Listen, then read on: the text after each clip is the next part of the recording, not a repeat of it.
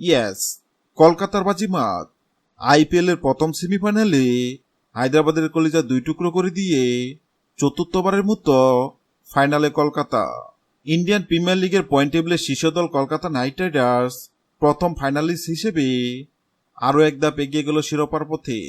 আর মাত্র এক ম্যাচ জিতলেই দুবারের চ্যাম্পিয়নরা ঘরে তুলবে তৃতীয় শিরোপা।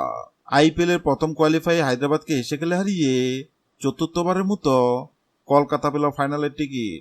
পুরো আসর জুড়ে ব্যাট হাতে তাণ্ডব চালানো হায়দ্রাবাদ এই ম্যাচে টস জিতে ব্যাটিং এর সিদ্ধান্ত নেয়। তবে ব্যাট হাতে দিন মলিন ছিলেন দলের বেশিরভাগ ব্যাটার।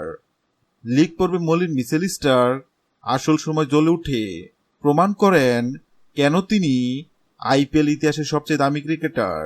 স্কোরবোর্ডে 15 রান তোলার আগে বিদায় নেন ট্রাভিসের। আরেক ভয়াবহ ব্যাটার অভিষেক শর্মার বিদায় ঘটে দলীয় 2 রানে 2 অঙ্ক জিতেই। নীতিশ কুমার রেড্ডি, শাহবাজ আহমেদ কেউ পরিস্থিতির দাবি মেটাতে পারেনি। পঞ্চম উইকেটে বিপর্যয় প্রতিরোধ করার চেষ্টা করেন রাহুল ত্রিপাঠী ও হেনরিক ক্লাসেন। তাদের 62 রানে জুটিতে ভর করে 159 রান সংগ্রহ করে হায়দ্রাবাদ। রাহুল 35 বলে 55 ও ক্লাসেন 11 বলে 32 রান করেন। কলকাতার পক্ষে মিচেল স্টার্ক 3টি ও বরুণ চক্রবর্তী 2টি উইকেট শিকার করেন। কলকাতায় দিন ওপেনিংয়ে সুনীল নারায়ণের সাথে সুযোগ দেয় রহমতুল্লাহ গুরবাজকে, যিনি আসলে নিজের প্রথম ম্যাচ খেলতে নামেন। 14 বলে 23 রানের কেমো খেলে বিদায় নেন রহমতুল্লাহ গুরবাজ।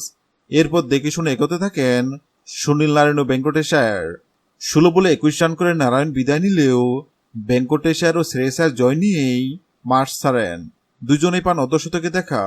ভেঙ্কটেশ 28 বলে 51 ও শ্রেয়স আয়ার 24 বলে 58 রানে অপরাজিত থাকেন। 13.4 ওভার 8 উইকেট হাতে রেখেই ফাইনাল নিশ্চিত করে কলকাতা।